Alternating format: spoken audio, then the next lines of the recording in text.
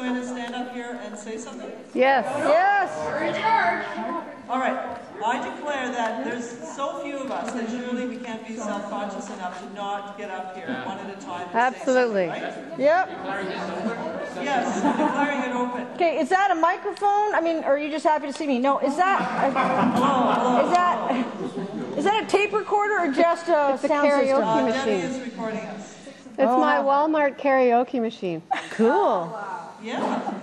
All right, well, I thought I would start off with the poem I wrote in the yearbook. Yes. Oh, you found one. Remember that?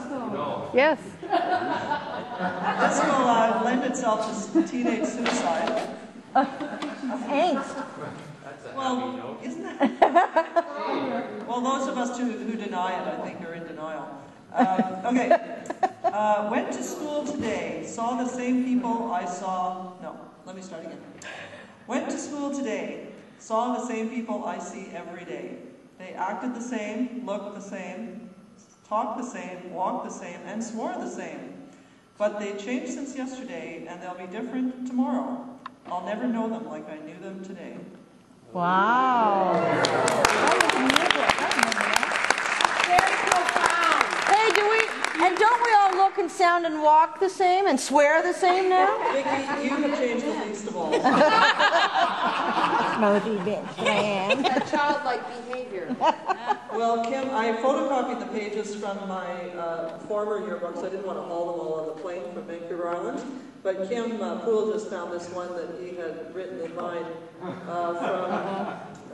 4H, so grade 12. Dear Linden, if I hadn't been passing notes with you all through math and spraying water in your face in chemistry, I wouldn't have stayed away in any of them. Have another toast. Stay awake. Awake. Oh, of course, awake. Typo. We're awake. Oh, man. Well, anyway, you know, what I need to do is look at these while other people are talking and come up with some more gems, so I'm not stalling for time. But just read them all. Don't be discriminating. Well, I just thought that this would be an opportunity for us to have a little time travel tour here because, you know, I mean, we've all been a few places in 32 years, and now we're in different places again, and I thought it would be fun to just sort of mention a few memories that maybe we haven't mentioned yet, and in all of our ramblings here yesterday and today, and maybe briefly where we are today. So I told Mr. Archer last night that he was the terror of grade 9. He was. Down in that horrible smelly basement corner. Yeah, under the Lower lunchroom, LLR. In the lunchroom, yeah, like under the cafeteria. Yeah. Anyway, I saw him last night, and it was great to have a chat with him and tell him a very profound memory I have from when I was in grade 9, my first year, just trembling. That's when I met Joan Thornton. We were sitting beside each other in that homeroom, and we both crossed our legs in the same direction at the same time. We've been friends ever since. She'll be here tonight. Yay! It's her daughter Erica's 25th birthday yesterday, so they're... Speaking of denial, Speaking of denial.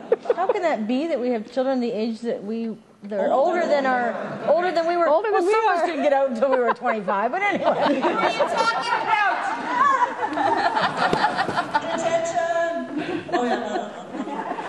Okay, so Mr. Archer, it's just a brief memory that he asked us one day who would go to school if we didn't have to go to school. And I knew there were lots of kids in the back row who didn't want to be there. So I just thought if I put up my hand, everybody, you know, a lot of other people will put up their hands too. I'm just the only one.